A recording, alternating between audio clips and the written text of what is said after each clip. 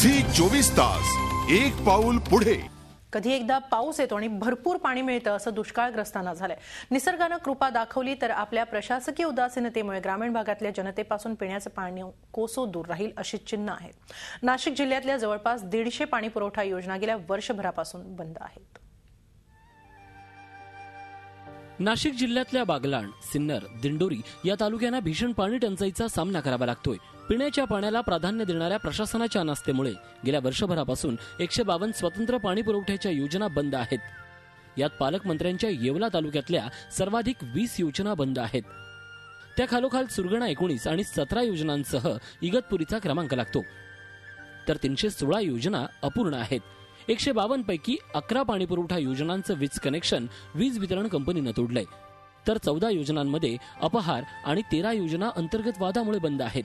काही योजनांचा मार्गच चुकीचा आहे। उताराकडून पाणी उंच भागात नेण्याची किमया पाणी पुरवठा विभागानं केली आहे। त्यामुळे टाकलेली पाईपलाईन पुन्हा बदलण्याची वेळ प्रशासनावर आल्यानं कोट्यवधी रुपयांचं नुकसान तर होत आहे, शिवाय पाण्याची बोंबही कायम आहे।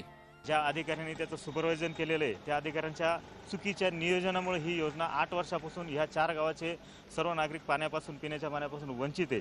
ह्या अधिकाऱ्यांवरती चौकशी करून जो दोषी असेल याच्यावरती कारवाई झाली पाहिजे। गेल्या 15 ते 18 वर्षापासून त्या ठिकाणी जनतेला पाणी मिळत नाही आणि एक आडमुठेपणाचं धोरण की जी एक योजना जर त्या ठिकाणी राबवली तर दुसरी योजना त्या ठिकाणी शासन देत नाही आणि म्हणून अधिकारी वर्ग या ठिकाणचे मंत्री महोदय असतील किंवा स्थानिक लोकप्रतिनिधी असतील ते त्या ठिकाणी लक्ष न दिल्यामुळे तालुक्यामध्ये दिंडोरी तालुक्यामध्ये अनेक धरणं आहे, पण दिंडोरी तालुक्यातले अनेक गावं या त्या ठिकाणी पाण्यावाचून वंचित आहे। या प्रकरणी प्रशासनाला गाठलं असता लवकरच समस्या सोडवू असं कोरडं आश्वासन अधिकारी देत आहेत। ह्या ज्या काही समस्या आहेत, बंद योजना सुरू करण्यासाठी सर्व पातळीवर आपण प्रयत्न करतोय। शासन स्तरावर देखील, जिल्हा परिषद स्तरावर देखील आपण ह्या सगळ्या ज्या समस्या आहेत त्या सोडवण्याचा आपण प्रयत्न करतोय।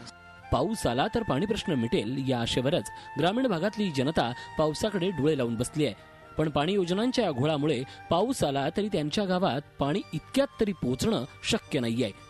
Mukul Kulkarni, Zee media, Nashik. Zee 24 तास एक पाऊल पुढे।